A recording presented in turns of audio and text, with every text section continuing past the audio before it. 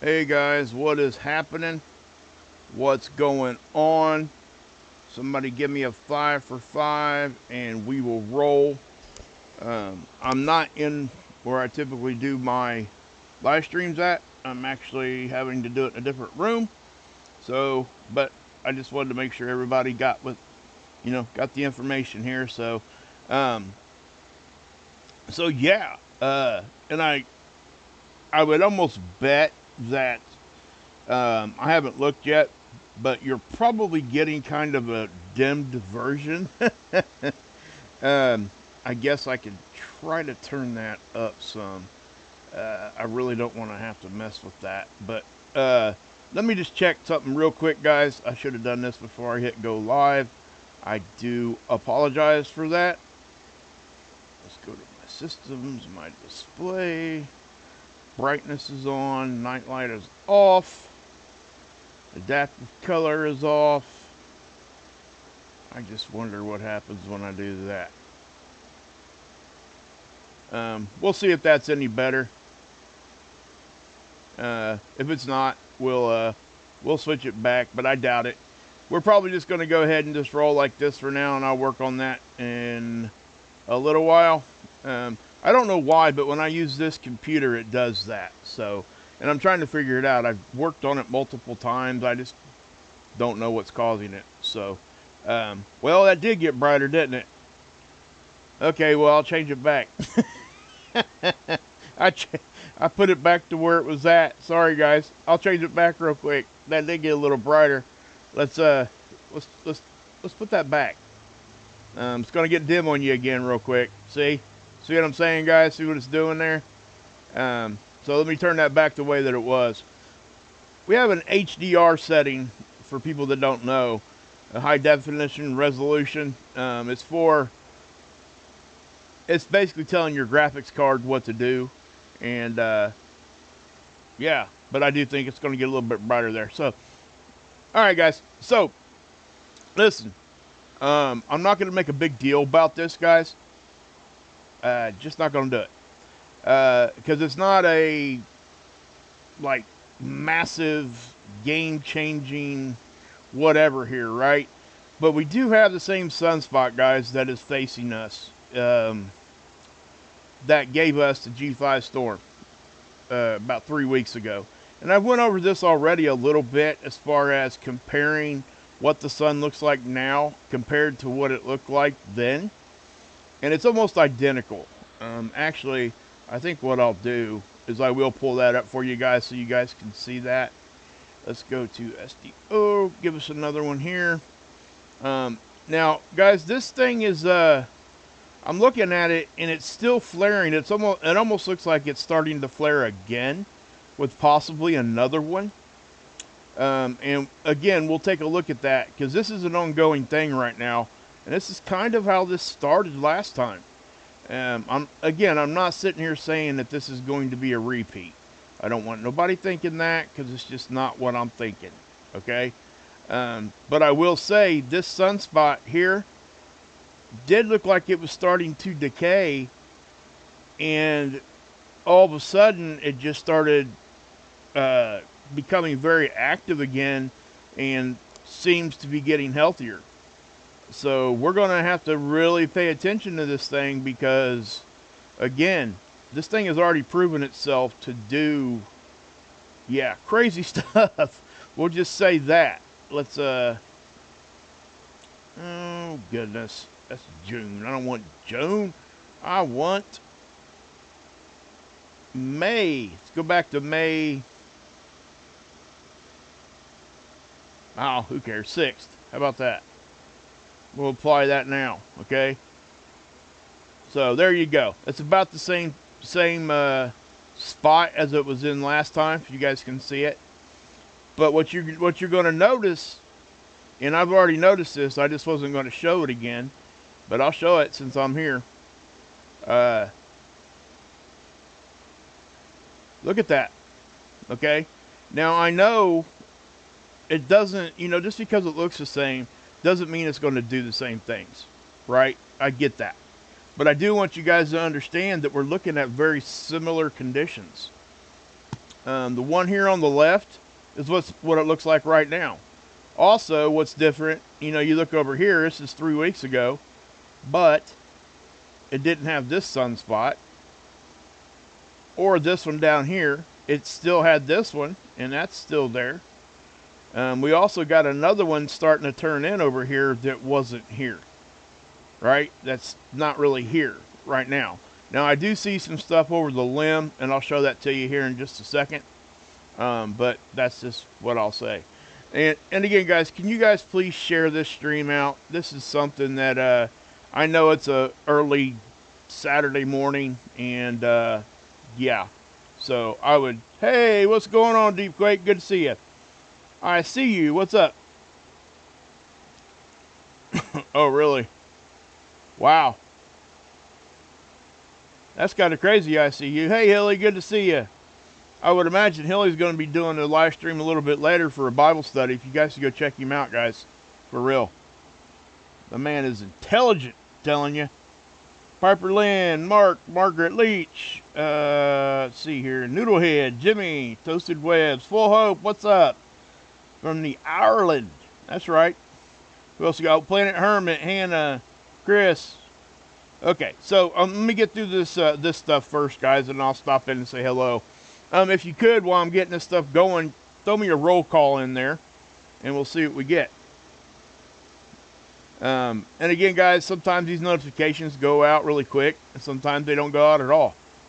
And I'll just leave it at that. You know. So, let's go take a look at the X-flares right now. Okay? In about 12 hours, we've had 2 of them. And it's coming from the same sunspot. They are still forecasting us to be G2 conditions here in the next, well, right now. We should be right now, as far as their forecasting is concerned. Now remember, it's usually like a plus or minus 6 hours. That's kind of the leeway they build into these models. So let me just leave that where it's at, you know. But as far as should we be like concerned right now what's going on? Now this is what I'm going to show you guys something here, because it does look as if we're starting to get hit with some stuff. Okay, and I'll explain as I pull this Discover data up. You're going to see that the BZ, the solar wind, the density, the speed, everything seems to be moving right now.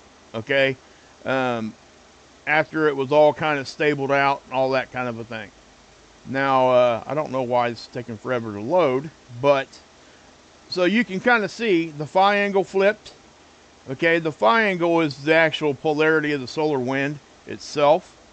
But when all that happened, you know, you get a small little increase here on the density, right? And the speed starts going up. Temperature is affected. The BZ starts going a little bit more negative. And unless this thing gets down to like -6, which is what we look for, that's just the magnetic positioning of our, yeah, -6. I'm not going to go into a big explanation on what that is this morning. Most of you guys already know what that is. I do explain it often, so stick around if you've never heard me explain what that is, and I'll go more into detail. But just remember, the threshold we look for is -6 on this red dot, on this red line here. When we get to -6 or more negative, we're basically just in a position that we just accept all the solar wind that's coming at us. Whatever CME, solar wind, solar energy, okay? Storming, we'll just say. Now, again, the phi angle flips. The fact that the phi angle flipped here could actually cause this. So this may not be a CME. Okay? Sometimes when that flips like that, it will cause this. But it started before it flipped. So that's why I think this is probably some sort of a hit. Okay? Now, whether that gets bigger, I don't have a crystal ball. But I will show you what is actually happening. And you know, I just showed you guys the raw data on that. So let me take you real quick here to This is NOAA's version of the Enlil spiral. Now, they haven't updated this. Not since those flares happened. Okay? Now, just always remember this. Just because there were flares doesn't mean there were CMEs. Okay? A CME is going to cause a geomagnetic storm if it hits us. Right? Flares, they cause radio blackouts, and they're here in 8 minutes. Whatever effect we're going to see from a flare is already here. It could still be ongoing, but we have to keep in mind it's not a CME. It's not, you know, what we would expect to see with geomagnetic storms. That's not what we look at. That's not the data we look at to establish that. Now, when we're talking about X-flares or flares in general, we're just talking about simply X-ray. That's it. And that's radiation. So, yeah. And we didn't even know that they were two different things, and basically until Dr. Carrington. The Carrington event, the most famous event that you guys have all heard about. Now, let me just kind of roll this forward. And right now, we are right here. Okay, so that's why you're seeing the forecast up here representing us at being a G2. I do find it interesting that it says G2 and G1. First off, they keep changing this, which they should if they get more data. If they get conflicting data from what they've already had, they absolutely should change their forecast. Okay? Some people get upset, start questioning things when that happens. It's just the responsible thing to do. If you don't have it completely correct and you're able to come out here and correct it, absolutely. I support that. So hopefully everybody else can understand that. But I do find it interesting right here. They're saying a G1 today, and this down here saying a G2. So, yeah. So what came first, the chicken or the egg here? Not sure. One of those two. Now, does it matter a big difference? No. Okay, G1 to a G2. There's not really that huge of a difference. So I'm not concerned about that. But, so, again, let's take a look at the absorption, the D region absorption. And this is what we look at. We can kind of see the X-rays that are happening. And they show up as like red bullseyes here. And it's always on the day side of the planet whenever the flare occurs. So we're not going to get to see the first flare because it's too far back. But, well, maybe we did. No? Okay, we didn't. So there you go. There's the flare. Now, I will say, this did seem to be fairly long duration. It wasn't the longest flare I've ever seen, but it definitely wasn't the shortest, okay? What I mean by long duration, it's not straight up and straight down, okay? It's not impulsive like that. It went up, but it kind of slowly tailed off. Now, I will, something we're going to take a look at right now. I noticed this a minute ago when I was scrolling through these screens. It did seem as if, where did that 94 angstrom go? I know I had it pulled up there. There it is. Hidden behind everything. How you like them apples? So we're going to take a look at this because I seen the timestamp was at 10:34, and this flare here it was starting to die down. I'm wondering if it ain't popping back up again. It sure as heck looks like it. So we're going to have to wait and see, obviously. We can't just say, oh, it's going to happen. Oh, no, run, run, run. No, we're not doing that. So, let me, what I will do, though, I want to, let's run that back 100 images. Because we're only getting like 4 images there, guys. You can only go back 300 at a time over here on ISWA. Now remember, this is SDO. This is extreme ultraviolet. And we can't see this angstrom with our eyes. This part of the light spectrum, we cannot see. This is a gas we cannot see with our eyes. They could assign this any color they want.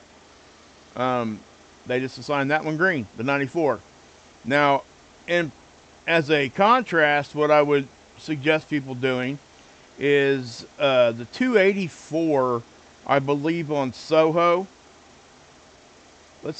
I forget if it is that. Yeah, I think it is. Okay, the 171. Check this out. Okay, this is a real easy one to show you. Thank you, Deep Quake. Really appreciate that, brother. 5 gifted memberships. Who got those? Peter, Pilgrim, Metal Rules. Love it. Ricky, there you go. Awesome. Big Bugs. Heck yeah, y'all got some memberships thanks to Deep Paul there. That's awesome. Thank you, Deep Paul. I really appreciate you, Deep Quake. Keep calling you Deep Paul. Anyway, thank you, buddy. I really do appreciate it. You have, yeah. And I've said this almost every time. You have really affected and, you know, my own personal life here and my family. All that support you throw at us is awesome. I wish I had words to express exactly how I actually feel about that kind of stuff. So all I can do is say thank you and try to earn a little more with the members only stuff. I really do appreciate it. If anybody else wants to become a member, please do, because we do members only live streams once a week, and it's kind of laid back in there. We're a family and we talk about all kinds of different things. Not 100% about space weather. We get to know each other over there and things like that. So, but anyway, this is Soho. You see this? This is SDO. This is usually, SDO is almost about 99% of the time when I'm showing you extreme ultraviolet, it's going to be from SDO. But don't forget that the other satellites have those imagers also. Soho has it too. So, this is the 171 angstrom, and so is this. See what I mean? They can give it whatever color they want.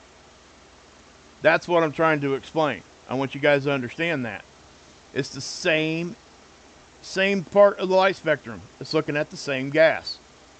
They just gave it a different color over here on Soho. That's all it is. So it's not a different image. It's just, or a different style of image, different part of angstrom or anything, different part of the light spectrum. It's the same. It's just they gave it that blue color over there on Soho. But remember, like I said, I typically will always show you SDO when it comes to the extreme ultraviolet images. They just seem to be a little bit more high def, actually. They seem to be a little bit more real time. Sometimes on the other satellites, you'll get up to a 3-day lag. They just try, you know, just depending on how the satellite itself is set up. So what I'm going to do, okay, guys, this is that sunspot, right? And it's facing Earth. It's going to be facing us for the next, gosh, 4 or 5 days at least. I would consider this on the edge of the Earth strike zone. And it, you know, and then the other edge is over here. So it's got time. It's going to go right through our strike zone again. And it started doing its mess last time right here. Along with this one. They actually were playing off of each other. Because it can destabilize all of that. It can make all that stuff more active. So, yeah, they're going to play off each other. And this time, guys, we got some smaller sunspots in terms of size. But they do seem to be kind of deep. So those could become a factor also. Okay? I'm not saying that they will. I'm just saying that they can be. So, and it does look, because if you look at the timestamp here, it does look like this flare is still ongoing. And it's kind of a little bit confusing because we're now down below M-class range here. So I really don't know what to say about that. I would expect to look at this, and that would be a little bit, I guess, not as bright. If we want to use a visual term like that. When we see that it's the X-rays there. Oh, okay. Look, check this out. I know you guys probably don't know what I'm looking at here. Let me show you. You see how this thing went up and came down, and you see a little bit of a rise again? You see that? It could be heading on the way back up. So that, yeah. So that makes sense to me. All right. So we could be seeing another resurgence there, and it could be an ongoing thing here. We're just going to have to watch. Remember, we got radiation storms. I think it got to S2 last time during the G5 storm. And again, guys, it is a historic storm. It was. It was the biggest one we had in so many years. Nobody was really expecting it. You know, I talked about it, and so did others, that it was, I guess, a decent possibility that that was going to happen. But even myself, I was kind of shocked when I turned on NOAA here and it said G5. I was like, wow. Okay, let's go talk to the Kool-aid Krew because we need to talk about some stuff, right? And that's what we did. So, yeah. Let's go back here to SDO again real quick. Because I do want to show you guys it over here on the 211. Now, you guys, most of you guys will notice, and know, most of you guys already know this, that I show you guys the 211 when showing coronal holes, which we don't have much of right now. Okay, there's not very many holes in the sun's corona right now. So the solar wind itself isn't going to be like spewing out. So that's kind of a plus for now. But I also show you guys this so we can see if there's a shock wave going across the sun. Because when you get the CMEs, it will cause a shock wave, and depending on how far out that goes, it gives us a good idea whether or not it's coming at Earth. Okay? But anything fired from right here is going to at least come in our general direction. Okay, I will say that straight up. But we can also get an idea of how much is leaving the sun by this. Okay? So let's just go ahead and zoom in here a little bit, and we will take a look at that.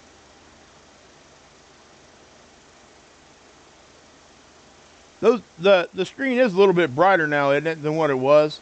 Seems to be, I guess. I don't know. Okay, anyway. Okay, so you see the disruptions, right? Now that's back on the 31st. Okay? That's back around the time of that first flare. So you see all that. And then, okay, so what I'm looking at, guys, is right here. Watch how, you know, the flare's here. But you can see the sun and basically the corona is getting disrupted right there. Distorted looking type of thing. See that?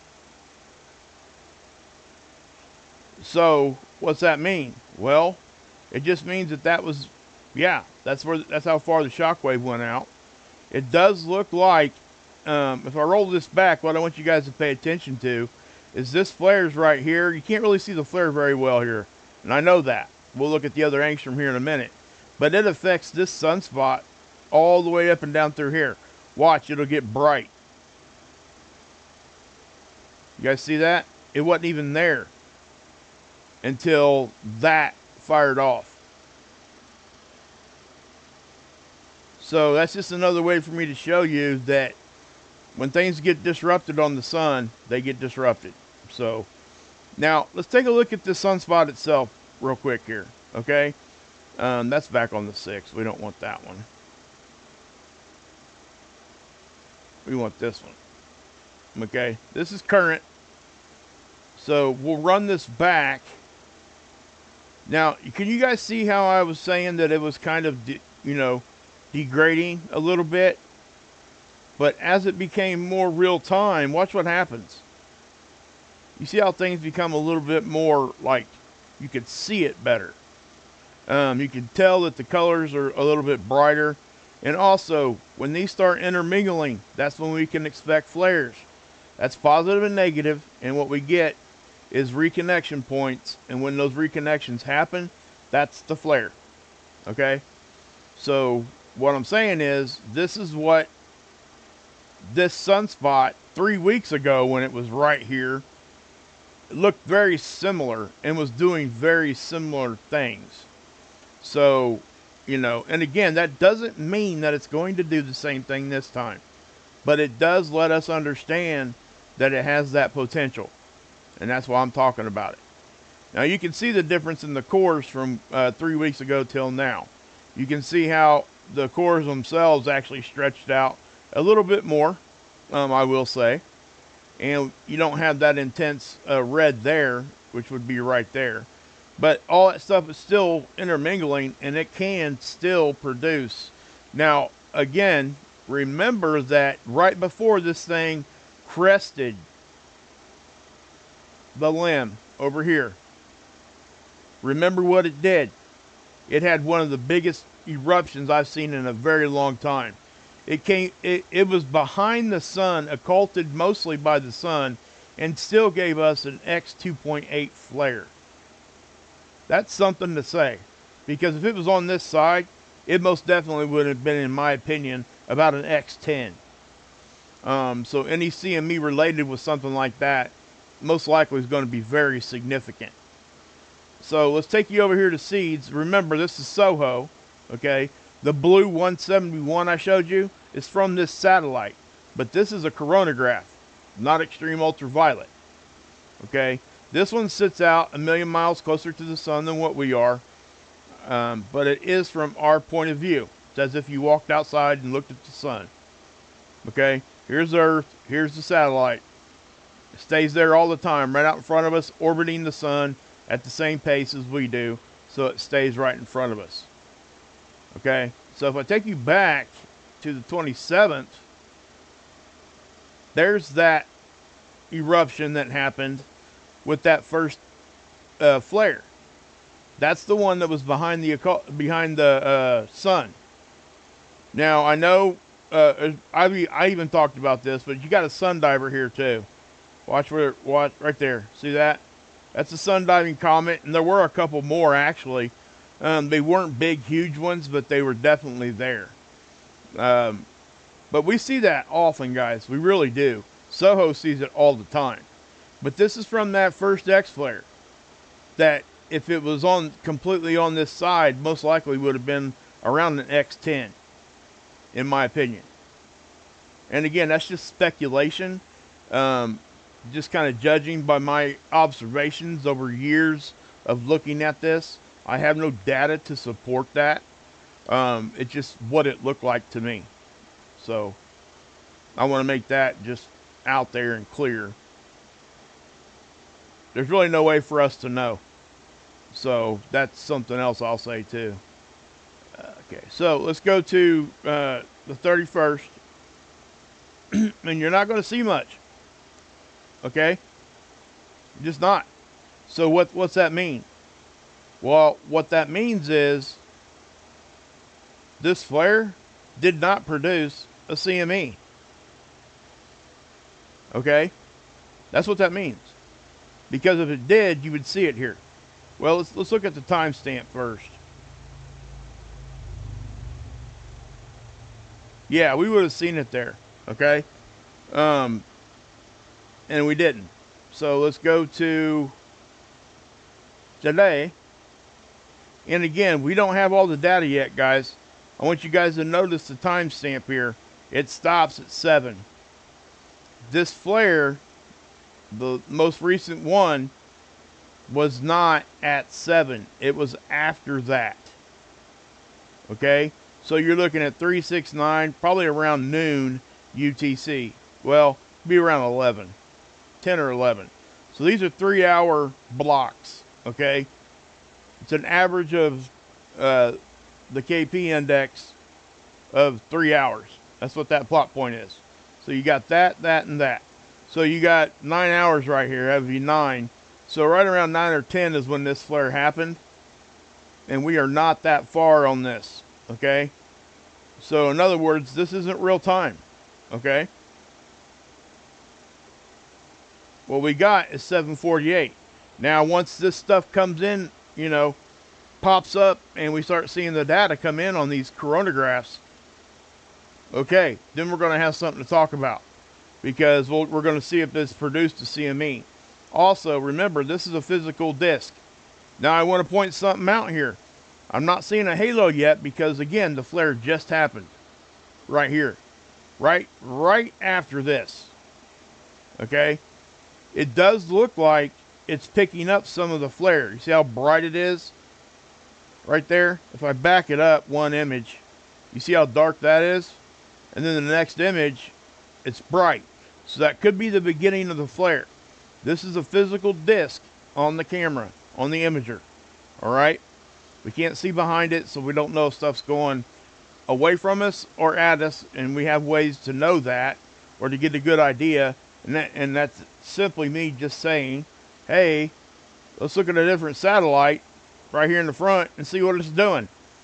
If I don't see a flare or a CME over here, and I'm looking at this and I see like a big, gigantic halo eruption, you know what that tells me? It's going the other way. It's not coming at us. If I can't see it somewhere else, it's going away from us. Okay? And I can't say that for anything right now because we're seeing this stuff right in front of us. So, I mean, obviously. So let me grab this again. It does seem to be like it's getting ready to flare again, guys. It doesn't seem like it stopped, to be honest. But as far as like CME action, we could be getting another surge there. Let's look at a different angstrom. Let's look at this one. The 131 shows flares really well, but it also shows a good part of the CME part, plasma, leaving the sun. We can also look at the 304 here. This is ionized helium. We see dark shadows like ropes laying across through here. Those are magnetic filaments, and this is really good angstrom to use to see that. It shows it really, really well. Also what it does, it shows the plasma really well when it leaves the sun. So let's check this one out real quick, see what we get. There's one of those X flares. Okay. Right there. See it? Obviously. You're not going to see a whole lot there. Now, I do have a little bit of a, I guess I'll just throw this in here. I don't want to use the word concern, but I do have a little bit of a, reservation here when it comes to this magnetic filament here. This thing is pretty close to it. If this thing flares big enough, it could disrupt this filament enough. And this is a very long, large magnetic filament. It could disrupt it enough. It could cause this one to lift off and blast out. If that happens, that will be a big CME. Okay?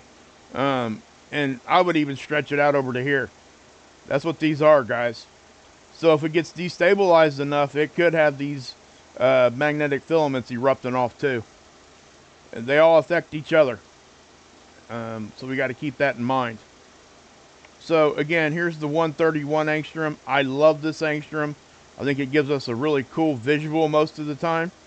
And it gives us a look at two different things, sunspot and, not sunspot, but flare and CME at the same time.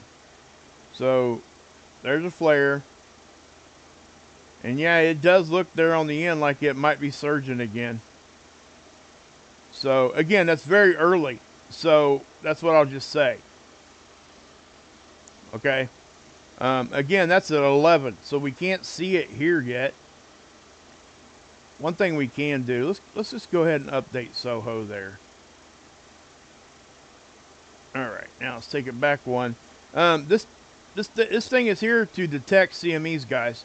So if it detects a CME, it'll put it right here. It'll either show up in red or orange or yellow, depending on what your display looks like. Okay, like right here, end of the day on the 30th. That's when that one happened. It'll show you just a few frames, 11 frames from that CME. Okay, it's a really good way to kind of pinpoint and just get focused on one CME when you're doing this. Okay. So if anybody's trying to look at these models, which I highly encourage you guys to do, go into my description box. All the links are there, okay? Don't be afraid. If you got questions, come ask me. I'll try to help. Or go watch other people that are smarter than me, such as Dr. Tamitha Scove. Go check her channel out anyway. Yeah. So, again, guys, I can't show you any kind of CME here. There's nothing here to show. Now, again, like I said, we got 4 hours here that we don't have yet. So I will be keeping an eye on that. Now, with that being said, yeah, Dr. Tony Phillips over here is talking about the same thing. And they are still kind of expecting us to get into another geomagnetic storm. We did get into a geomagnetic storm. I forgot to mention that. Sorry. You see this right here? We did get to a G1 on the 31st, early on. Okay? It wasn't a big deal, so I wasn't too concerned about coming out here and, you know, hey, where'd that come from, though? You know where that came from? That geomagnetic storm? It came from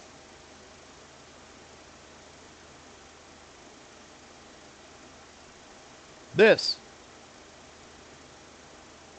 That was big enough that it spread out far enough. We caught a glancing blow from that.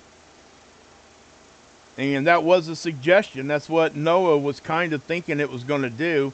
And it did seem to happen, I guess. It was still though, man. Yeah. So yeah, that's kind of what I failed to mention that. I apologize. But yeah, that's what happened. We did get to a G1 storm. And again, I wasn't too concerned about it. Yeah, he's talking, well, I haven't even read this yet. He's talking about the complexity of this sunspot. So go over here to Dr. Tony Phillips' page, spaceweather.com. Highly suggest that, guys. Please do. Awesome work over here. That's all I can say. And guys, you can look at any date also. Go back just over here and you look at it. I don't like to read his articles, like I said before. And the reason is they do the work. They should get the traffic. All these ads and stuff you see over here, that's how he pays the bills. Okay? So unless we go over here and look, he doesn't get paid. And that's why. That's why I really want people to go look. So, yeah. I'll give you an overview of what the article says. I mean, I do that almost every time. But, and you know, we're allowed to do this anyway, but I respect him so much for doing something like this. It's, yeah. But anyway, so let's just move on. Okay. So, guys, that's really all I got. All right. Anything else happens, I will be back here. I do look to do another live stream, maybe even later on today. Just depends on what's going on. I'll probably pop on and give you guys an update. But until then, guys, please go check out. Well, he's probably in there talking about it. Hilly, drop your link, man. Please.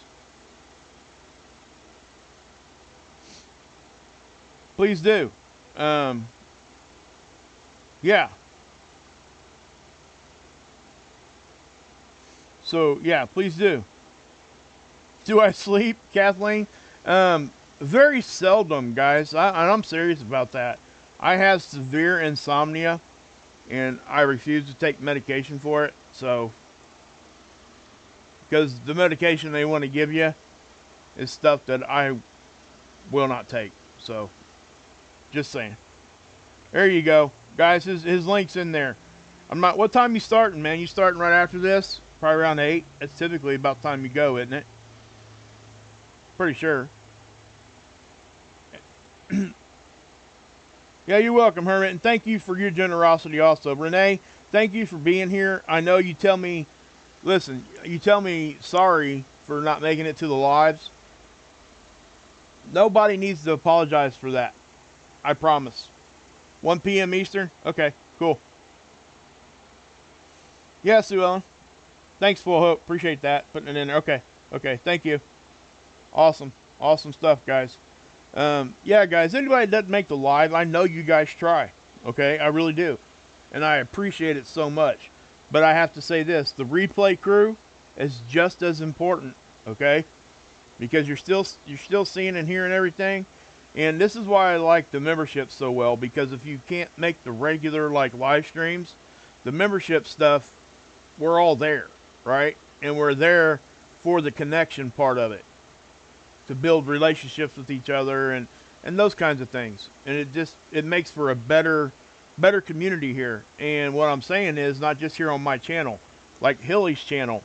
If we do that stuff here, it bleeds over into the people that watch him and the people that watch Marfugal and everywhere else. It's all one big community. Okay? And so when we do those things, we're building those relationships with each other, and it makes us all stronger. And you guys, hopefully you guys understand that that's what keeps us all going. It really is. Without that connection, we have nothing. It's just nothing. I mean, I wouldn't even want to be doing this if I couldn't have some sort of a connection with you guys. So anyway, I'm just going to leave it at that. All right, guys. So,